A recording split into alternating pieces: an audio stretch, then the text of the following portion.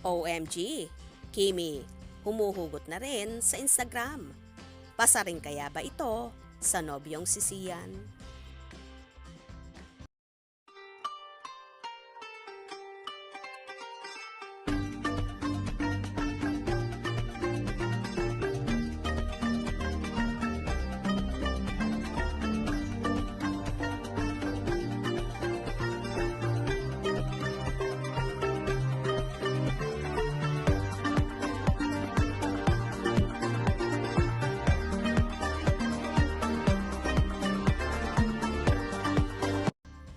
Nagbahagi ng short video si Kim Chiu sa kanyang Instagram na tila ba may hugot na rin ang dalaga. Patama nga ba ito sa nobyong si Sian Lim?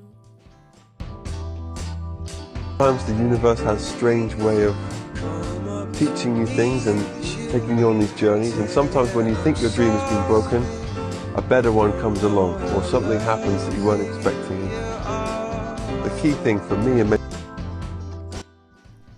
Kamakailan kasi, ang nobyong si Sian Lim ang panay na panay ang hugot sa kanyang social media account. Kaya naman lalong kumalat at uminit ang usaping hiwalayan sa kanila ng nobyang si Kim Chiu. Mapapansin din na lately ay hindi nagla-like ang actor-director sa mga post ni Kim, kahit kapag nagpo-post ang actor sa kanyang Instagram ngayon ay naka-off din ang comment section. Ayaw nga bang matanong tungkol sa estado ng relasyon nila ni Kim? Matagal na kasi na di nagkikita at nagkakasama ang Kim C. Kaya naman nababahala na, lalong higit ang kanilang mga supporters.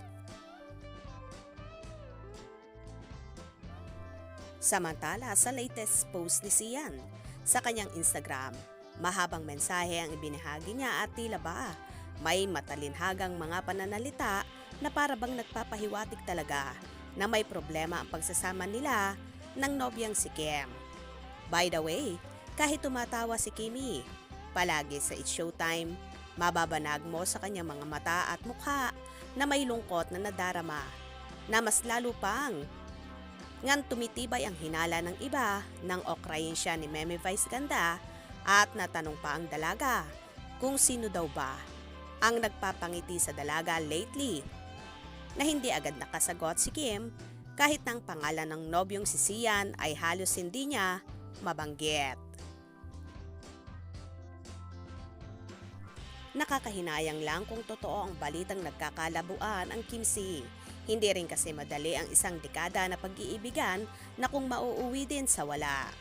Sa nagdaang interview kay Chinita Princess, nabanggit niya na di niya ipinaalam sa nobyong si Sian ang mga daring at love scenes na ginawa niya dahil meron daw gagawin si Sian na mas daring at mas dark pa kesa sa ginawa niya. At sa pagpapatuloy pa ng actress, wala daw silang pakialaman pagdating sa karir nila. Well, isa nga ba ito marahil sa pagkakaroon ng gusot ng Kim C na hindi ipinaalam ni Kim ang love scenes niya sa linlang.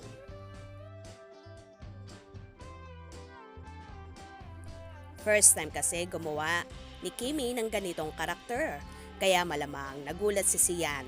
Anyway, sana naman maging maayos sila at maisalba pa nila ang pagmamahalan na hindi biro dahil ang tagal na nila at umaasa na ang kanilang mga fanay na sa kasalan na mauuwi ang lahat. Sana maging maayos na ang gusot at maging happy together na ulit ang lovebirds. Kaya naman tumutok at wag na wag pauhuli sa mga maiinit na kaganapan. Anong inyong magiging reaction sa bidyong ito? Comment below.